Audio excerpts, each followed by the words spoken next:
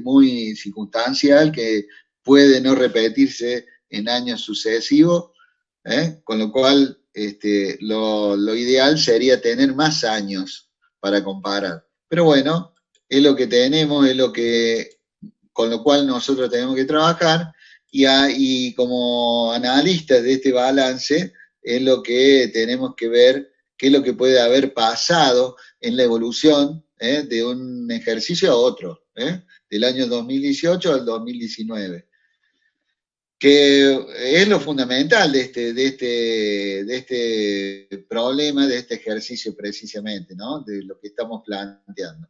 Fíjense qué pasó con los créditos por venta. Los créditos por venta de un ejercicio al otro han disminuido, ¿no? De 3.800.000 a 3.300.000, ¿no? O sea que han bajado prácticamente 500.000 pesos, ¿sí? Esos 500.000 pesos, más o menos, a ver, dividido, para que ustedes se den ni idea, no, dividido 3.872.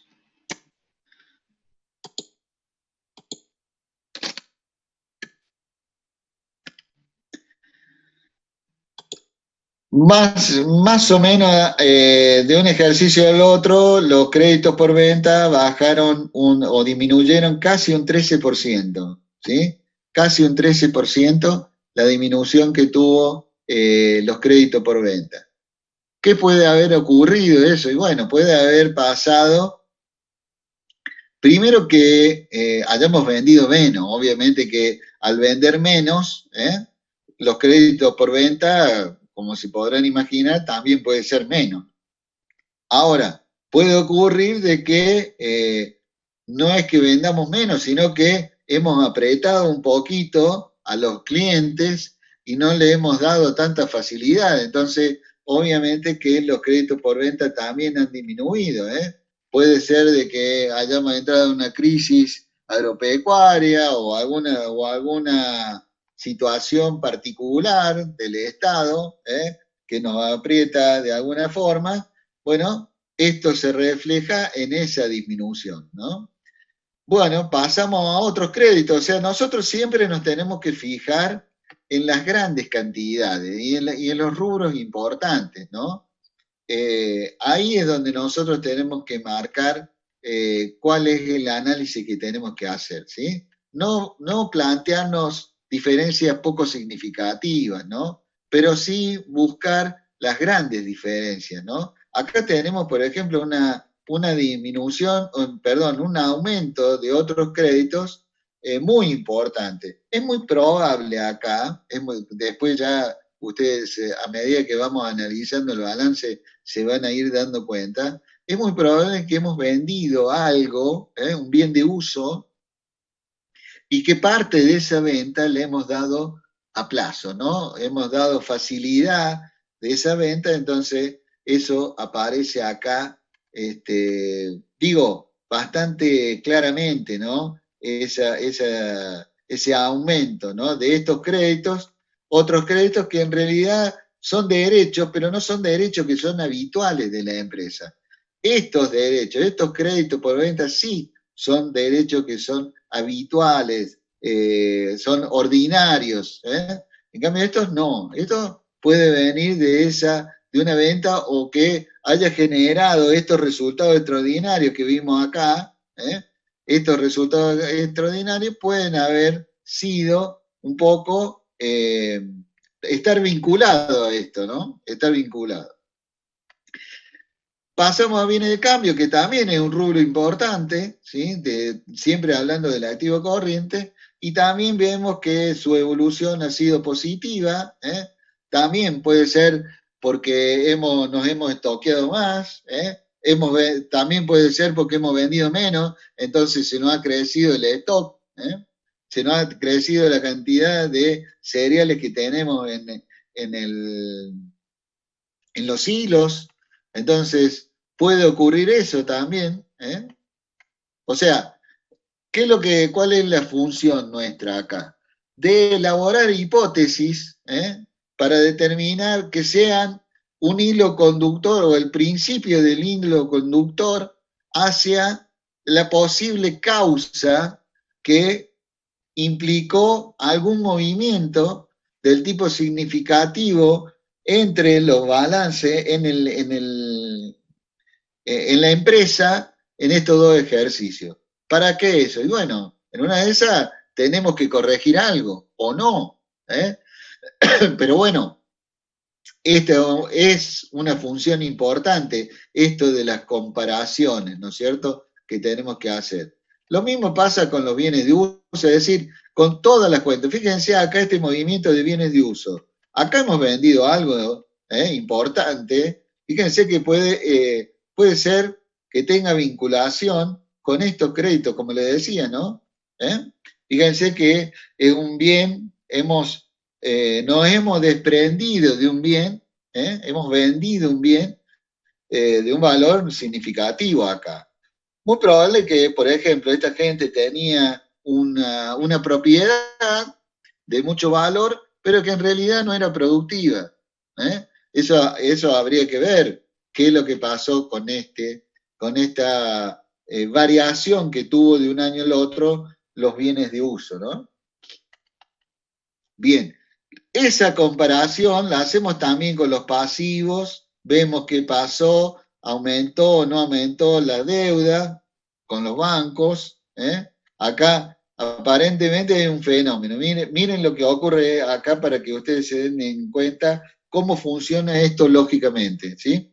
Acá en el año 2018 teníamos a largo plazo 560.000 pesos. Obviamente, al pasar el tiempo, esa deuda que era a largo plazo, parte de esa deuda pasa a ser a corto plazo, ¿sí? Por el hecho del transcurrir del tiempo.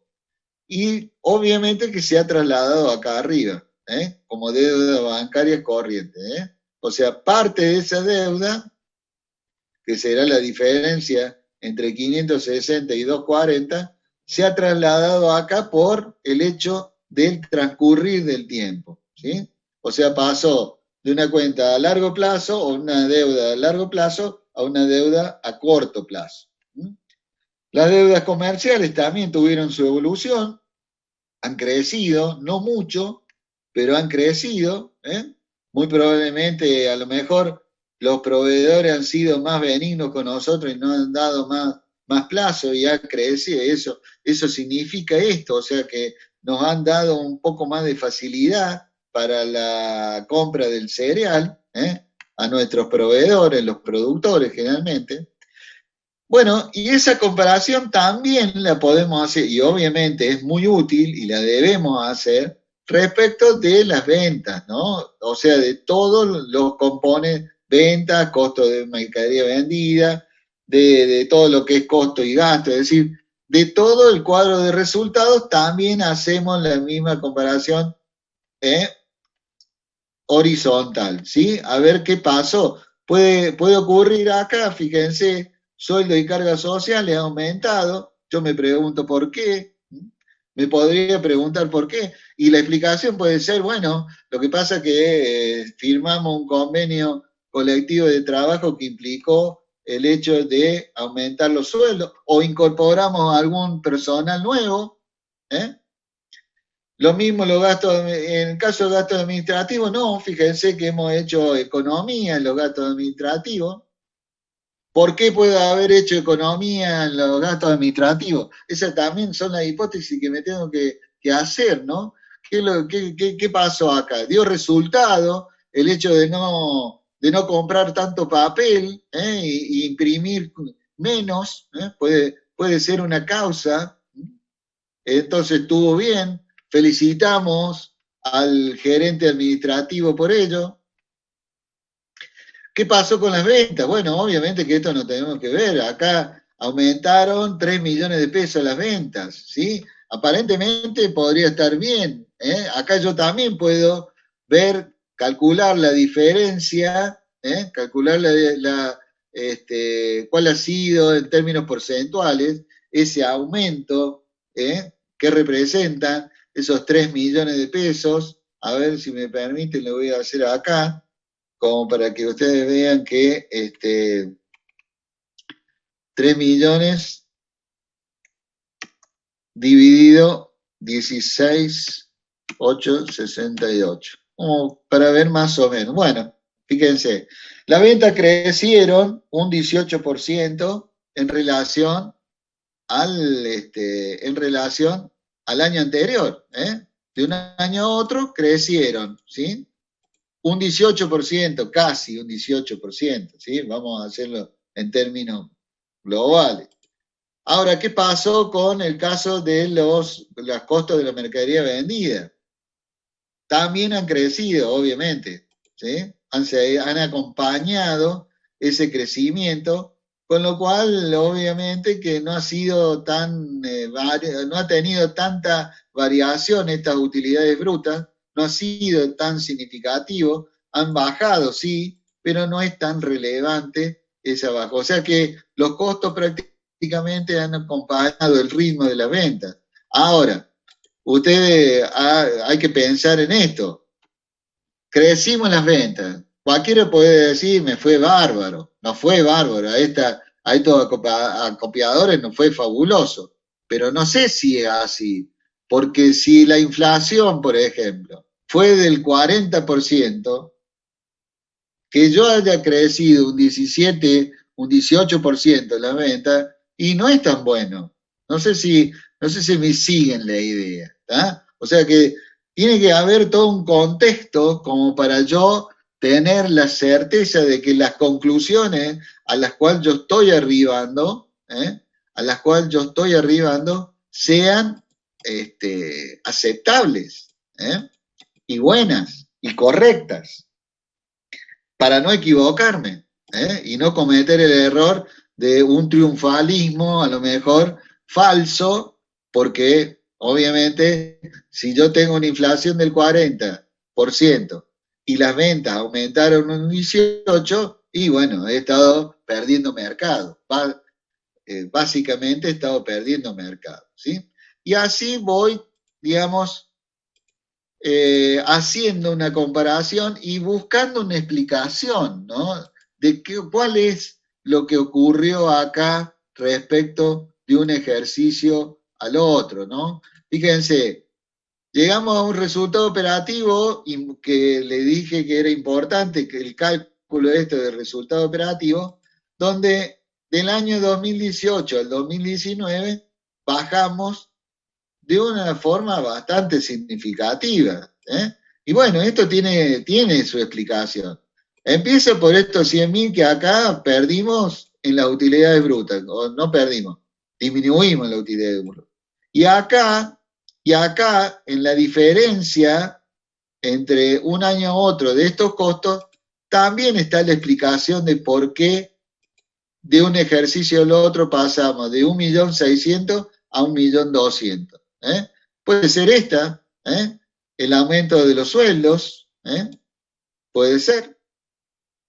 Acá yo veo que es muy probable. También hemos aumentado los gastos de comercialización. Puede ser de que hemos contratado una campaña publicitaria nueva, que bueno, que todavía no ha rendido sus frutos, pero implica que los resultados operativos hayan disminuido de un ejercicio a otro. Bueno, y así sucesivamente con todos, digamos, el análisis de cada uno de los rubros. O sea, yo puedo hacer una hipótesis, tantas hipótesis como rubros tengo y como totales tengo, ¿no?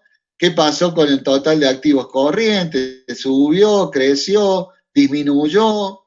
Lo mismo pasa con los no corrientes. Los pasivos corrientes, ¿qué ocurrieron con los pasivos corrientes? Bueno, en definitiva, yo puedo tener un manojo de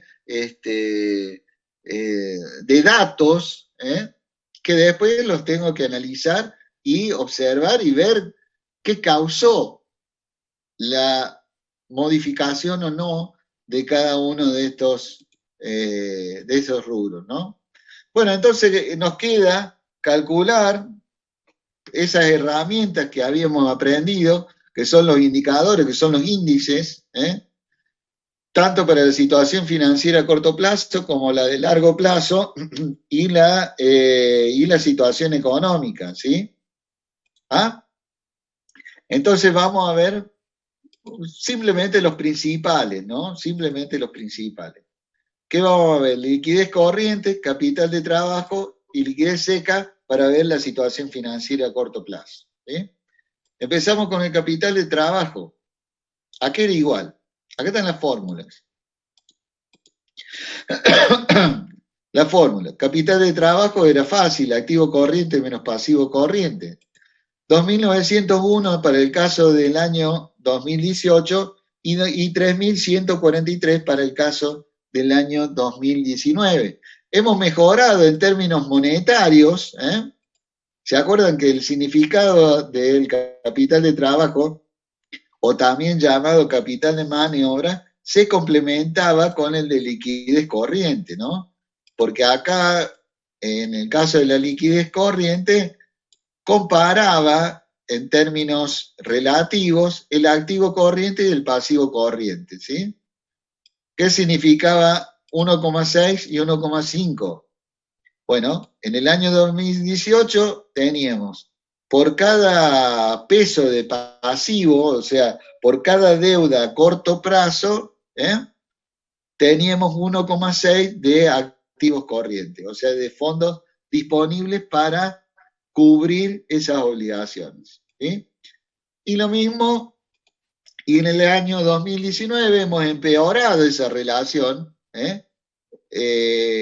Recuerden que en el caso de la liquidez corriente, lo ideal era 1 o superior a 1, ¿sí? Eso era lo ideal, pero tampoco hay que tomarlo como con una conclusión total y absoluta. Yo les decía de que hay que ver de qué están compuestos esos activos y de qué se trata la deuda que debemos al corto plazo. Obviamente, acá estos índices me dicen de que tengo los fondos suficientes para hacer frente a esas obligaciones que he asumido al corto plazo, ¿sí? Fíjense, superan la unidad. Y acá en el capital de trabajo, capital de maniobra, me dicen de que más allá de eso, yo tengo en el año 2018, 2019, una mejor situación, o sea, tengo un poquito más de maniobra, un poquito más de margen para llegar al caso de que me tenga que endeudar un poco más, o por alguna razón especial y momentánea, puedo hacerlo, tengo algo más de margen, ¿sí? O sea que la situación es buena, es buena, más si acá hacemos el cálculo de la liquidez seca, que en este caso, ¿se acuerdan? Restábamos a los activos corrientes los bienes de cambio y los dividíamos por el pasivo corriente. Este era, acá, fíjense acá arriba, está la formulita. ¿Qué quiere decir esto? Fíjense de que en este caso los fondos o la liquidez esa que tengo disponible no están dependientes de vender la mercadería, sino que de por sí ya tengo fondos y derechos como para sustentar los pasivos que tengo al corto plazo, ¿sí? Vuelvo a repetir, hay que ver de qué están constituidos estos activos corrientes, y qué son los pasivos corrientes que debo, ¿no? Acá, bueno, acá hay un tema, por ejemplo, fíjense de que no están bien calzados, por ejemplo, no hay un buen calce. Yo tendría que tener más o menos la misma cantidad de crédito, se me ocurre, digo, la misma cantidad de créditos por venta que las deudas comerciales, o sea, de deudas a pagar. Pero bueno, hay un poquito de desfasaje, pero no creo que haya ningún problema. Y acá, en otros créditos, también tengo que ver. A ver, ¿a qué me refiero yo? ¿Se acuerdan que el ejemplo que les di era de que habíamos vendido un bien de uso a plazo? Imagínense que esa persona, ese comprador de ese bien de uso, se declara en concurso preventivo. ¿Qué pasa acá si eso ocurre?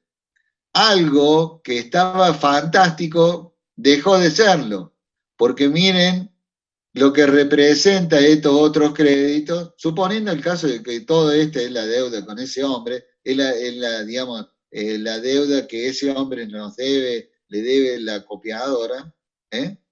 Ese derecho a percibir esa cantidad, ya no la tenemos tan segura, o vaya a saber cuándo la vamos a percibir, y ustedes saben de que si en concurso quizás no cobremos ni siquiera gran parte del capital, ¿no?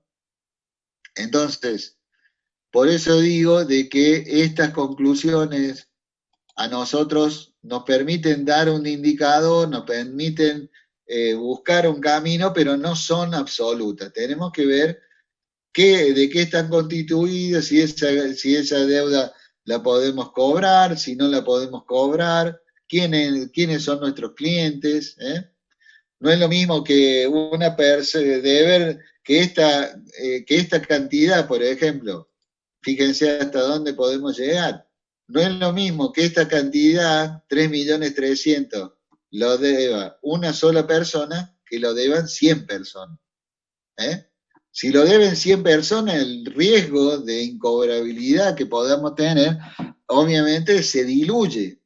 En cambio, si lo debe una sola persona, y hay un mayor riesgo que llegado un problema con este cliente, no lo podamos cobrar y tengamos un problema financiero importante, ¿no?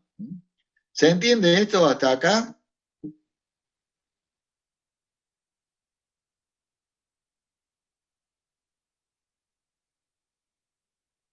Sí, profe. Buenísimo. Bueno, seguimos con la situación financiera a largo plazo. Acá teníamos dos indicadores fundamentales, el endeudamiento y la solvencia, ¿sí? El endeudamiento, la fórmula era pasivo sobre patrimonio neto, ¿sí? Y el de solvencia era el activo sobre el pasivo total. Siempre hablando de total estamos hablando acá, ¿no? Pasivos totales sobre patrimonio neto total, ¿sí? ¿Cuál era el valor aceptable que teníamos en el endeudamiento? Que no sea superior a 1, que no sea superior a 1. ¿Sí? También, obviamente, acá hay que ver un movimiento, ¿no? Hacemos la misma comparación horizontal acá. Fíjense, del año 2018 era 0,42, lo cual estaba re bien, y acá 0,99, o sea, casi llegando a 1, lo cual no estamos ahí en el filo del riesgo, ¿no? Estamos cerca de 1, ¿tá? Prácticamente 1. Con lo cual, acá, por cada peso que yo tengo de patrimonio neto, alcanzo a cubrir el pasivo, ¿no? Lo cual no es muy bueno que digamos, ¿sí? Entonces, acá, ¿qué pasó? ¿Por qué? ¿Qué es la tarea que tenemos que hacer nosotros? Ver qué es lo que ocurrió, a qué se debió esta diferencia de endeudamiento, por qué creció el endeudamiento. Y el endeudamiento puede crecer porque crece el pasivo, o puede crecer también porque disminuyó el patrimonio neto. ¿Estamos de acuerdo? O sea, puede haber movimientos acá, tanto del pasivo como del patrimonio neto, que originen estas diferencias a la cual nosotros tenemos que ver, y tenemos que ver acá qué pasó con esto, ¿no? Y evidentemente, fíjense, empezamos por el pasivo total. Acá lo tenemos, pasivo total, ¿sí? Al contrario de lo que nosotros habíamos pensado, no subió el pasivo, bajó, bajó la deuda de 5.200.000, no, perdón, subió la deuda, subió, 5.200.000 a 6.100.000, subió el endeudamiento. Subió el endeudamiento, ¿por qué? Porque acá usamos más cuentas bancarias, o sea, más deuda bancaria, le pedimos más prestado a los proveedores y acá en las deudas relacionadas a impuestos y a sueldos aumentaron. Es decir, que ha habido un aumento en todos los rubros del pasivo, especialmente del pasivo corriente. Vimos que el pasivo no corriente, el efecto que hubo acá fue que pasó el tiempo y disminuyó porque se trasladaron arriba, se trasladaron pasivos no corrientes como corrientes, ¿no? Se fueron para acá arriba. Pero, o sea que, por un lado aumentó el pasivo, es una explicación, ¿sí? De este mayor endeudamiento. Pero el otro lado, fijémonos qué pasó con el patrimonio neto. En el patrimonio neto acá disminuimos muchísima plata en lo que es resultados no asignados. O sea, de aquellos resultados que no teníamos definido qué hacer. Pasaron de 10.000, de 10 millones a 5 millones. Y más allá de que, obviamente, que en el resultado del ejercicio, si bien no fue bien, no fue tan bien, porque desde el año 2018 ganamos 2 millones y en el año 2019 ganamos apenas 1.122.000. ¿Ah? Entonces, las explicaciones de esto está acá arriba, de acá, perdón. Del mayor endeudamiento está acá arriba. Por un lado, mayores pasivos, por el otro lado, o sea, fue todo encadenado, se confabuló todo, aumentó el pasivo y disminuyó el patrimonio neto. ¿Y cómo y por qué disminuyó tanto? Y bueno, acá puede haber sido una distribución de utilidades, la empresa le pagó a los socios y distribuyó utilidades. ¿Está? Puede haber sido también, ojo, ¿no? Puede haber sido acá, le puede haber pagado con la entrega de un bien. Le puede haber pagado con la entrega de este bien a los socios. Por eso, estos resultados no asignados disminuyeron de un ejercicio al otro casi por la mitad, mucha plata, ¿sí? Quiere decir de que le pueden haber pagado con un bien eso. Habría que ver, les vuelvo a repetir, si ese bien era productivo, no, capaz que era un bien que estaba en desuso, que no era productivo, entonces se deshacieron de ese bien, que también tiene sus ventajas. En 10 minutos, chicos, se acaba. Así que vamos rápido con esto. Vamos a la situación. Bueno, la solvencia obviamente que está vinculado al endeudamiento. Nosotros sabemos de que a mayor endeudamiento la solvencia tiende a disminuir. O sea, la imagen de la empresa, a medida que aumenta el endeudamiento, empieza a flaquear la solvencia, ¿no? Por las mismas causas, normalmente son las mismas causas. Normalmente en la misma causa. En el año 2018 estábamos sobrados, porque decíamos que la solvencia debería ser como un término así estándar, arriba de 2, igual o mayor a 2. En este caso, en el año 2018 estábamos sobrados, o sea, teníamos una muy buena imagen de la empresa, no tan así en el año 2019. Tampoco estamos mal, o sea, tampoco hay que decir no, esta empresa está fundida, no. Está dentro de los términos normales, ¿no? Dentro de los términos normales. Pero siempre, acá recuerden ustedes que hay una vinculación entre el endeudamiento y la solvencia, tiene mucho que ver una cosa con la otra. Aumenta el endeudamiento, perjudica la solvencia, perjudica la imagen de la empresa, ¿sí? Bueno, y por último llegamos a la situación económica. Acá tenemos dos dos índices que a mí me interesa que sepan. Este es una conclusión, en definitiva, después del efecto palanca, pero acá tenemos la rentabilidad del activo, el ROA, y la rentabilidad del capital, del patrimonio neto. ¿A quién le interesa la rentabilidad del activo? Y bueno, le interesa al presidente de la empresa, que puede no ser socio. Le interesa al gerente general de la empresa, que puede no ser socio. ¿Y a quién le interesa el ROE o la rentabilidad del patrimonio neto? Y obviamente a los inversores, a los dueños de la empresa, a los accionistas, ¿no? Por eso es interesante el cálculo este. Fíjense, ¿cuál es la fórmula? La fórmula es bastante sencilla, pero tiene ahí, en el caso de el ROA, tiene que tener una explicación respecto a esto, ¿no? Al agregado de intereses e impuestos, ¿sí?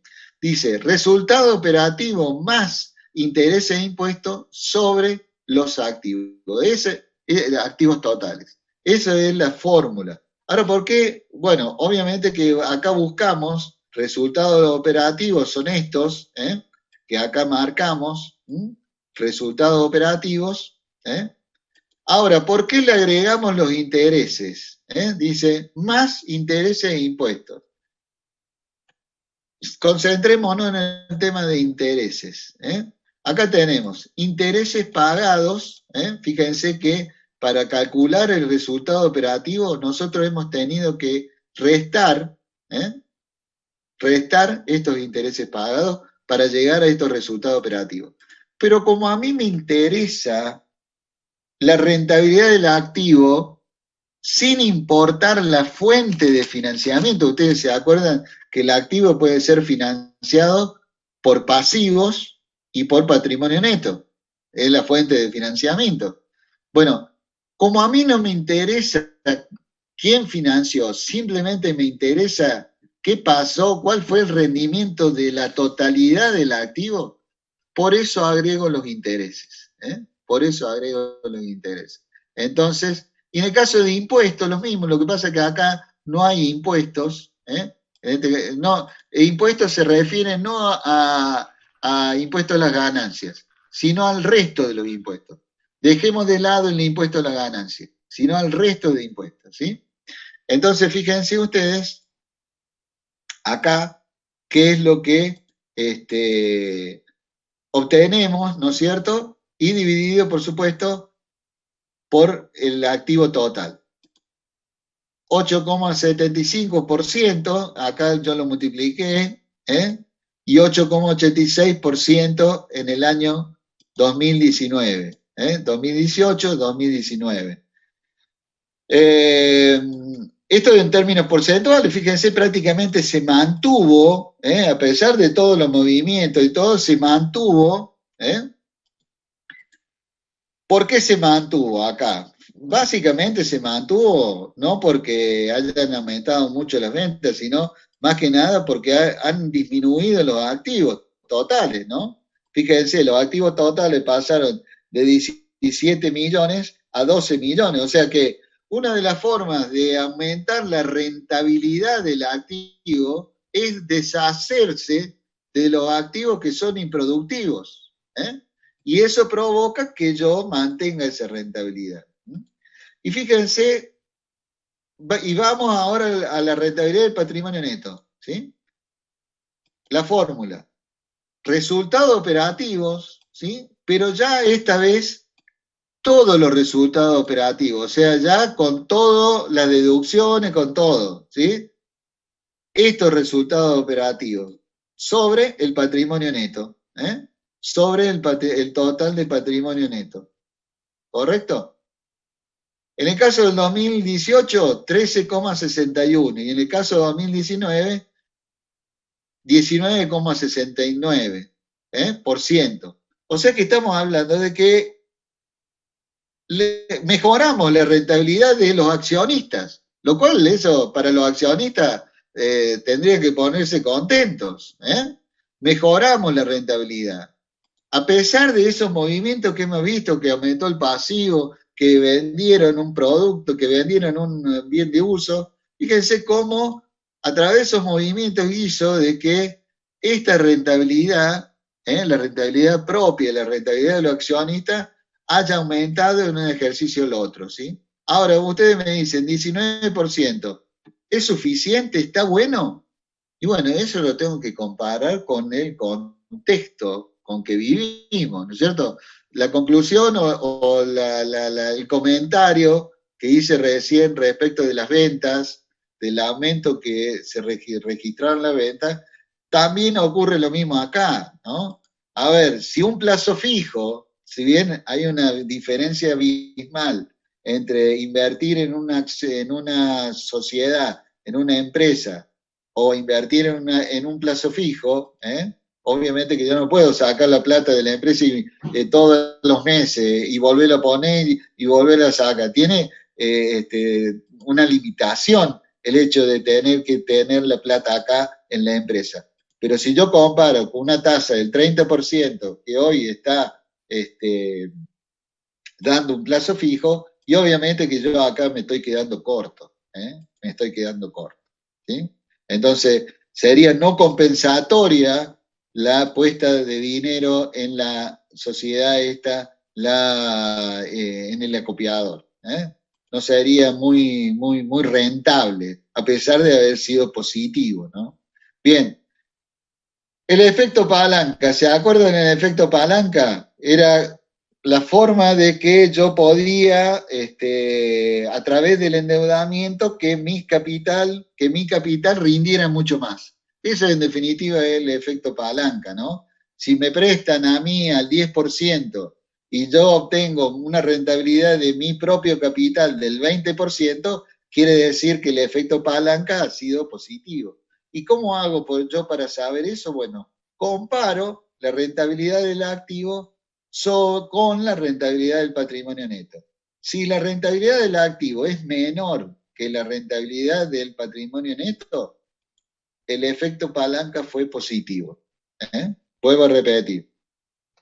Si comparo y veo que la rentabilidad, dicho de otra forma, la rentabilidad del capital propio fue superior a la rentabilidad del activo, el efecto palanca fue positivo. Acá, en ambos casos, vemos que el efecto fue positivo. Bueno, gente, la idea es hacer, en este minuto que me falta, la idea es hacer una clase de repaso, ¿sí? La clase de repaso previo al parcial, tengo idea de hacerla el día sábado, no mañana, sino el otro sábado, ¿sí? Tipo 8 de la mañana hasta la hora que sea, 10 de la mañana, respondiendo todas las preguntas, todo. Yo lo voy a anunciar en Telegram o de alguna forma se van a enterar, ¿sí? Les voy a pasar el ID y alguna contraseña que va a ser igual que la que ustedes usan ahora para